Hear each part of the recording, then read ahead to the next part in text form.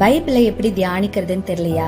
அப்போ இந்த வீடியோ உங்களுக்காக தான். பைபிள் வெறும் புஸ்தகம் மட்டும் இல்லைங்க, அது நம்ம வாழ்க்கையோட மேனுவல். அதை நம்ம எப்படி நம்ம லைஃப்ல தியானிக்கணும் அப்படின்னு இன்னைக்கு ஒரு 6 சிம்பிள் ஸ்டெப்ல பார்க்கலாம். முதலாவது, ஜெபத்தோட ஆரம்பிங்க. பைபிளை திறக்கிறதுக்கு முன்னாடி சின்னதா ஒரு ஜெபம் பண்ணிட்டு ஸ்டார்ட் பண்ணுங்க. நம்ம படிக்கிற வார்த்தைகள் நமக்கு நல்லா புரியணும்னா பரிசுத்த ஆவியானவரோட உதவி ரொம்ப முக்கியம். அடுத்ததா, வசனத்தை நிதானமா வாசிங்க. நியூஸ் பேப்பர் படிக்கிற மாதிரி அவசரமா வாசிச்சு முடிக்க கூடாது. அமைதியான இடத்துல உட்கார்ந்து 1க்கு 2 முறை நிதானமா வாசிங்க. மூன்றாவதாக, சிந்தித்து தியானிங்க. படிச்ச வசனம் நம்ம கிட்ட என்ன பேசுது, இது மூலமா கடவுள் நமக்கு என்ன சொல்ல வராருன்னு யோசிச்சு பார்க்கணும். நான்காவதாக, குறிப்பை எடுத்து வச்சுக்கோங்க. பைபிள் படிக்கிறப்போ ஒரு நோட் புக்கை கையில வச்சுக்கோங்க. நமக்கு பிடிச்ச வசனத்தை, மனசுல பட்ட வார்த்தைகளை உடனே எழுதி வச்சுக்கோங்க.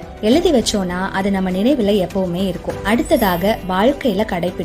தியானிச்ச அந்த வார்த்தைய சும்மா மனசுல வச்சுக்காம அன்னைக்கு நம்ம பண்ற காரியங்கள்ல பிராக்டிக்கலா கொண்டு வாங்க. கடைசியா, கடவுளோட உறவை வளர்த்துக்கோங்க. இந்த தியானத்தோட மெயின் நோக்கமே கடவுளோட இன்னும் க்ளோஸ் ஆகுறது தான். கடவுள் கிட்ட நெருங்கி போகணும். அவரோட வார்த்தை வழியா அவர் பேசுறத கேட்கும் போது அவரோட நம்மளோட ரிலேஷன்ஷிப் இன்னும் ஸ்ட்ராங் ஆகுது. கடவுளோட வார்த்தைய வெறும் காதால கேட்கறது மட்டும் இல்லாம இந்த வார்த்தைய நம்ம இதயத்துல பதிச்சு அதுபடி நம்ம வாழ்க்கைய மாத்திக்கணுங்க. சோ தினமும் கொஞ்ச நேரம் பைபிளோட செலவிடுங்க. ஃபார் ஷுர் உங்க வாழ்க்கை கண்டிப்பா மாறும்.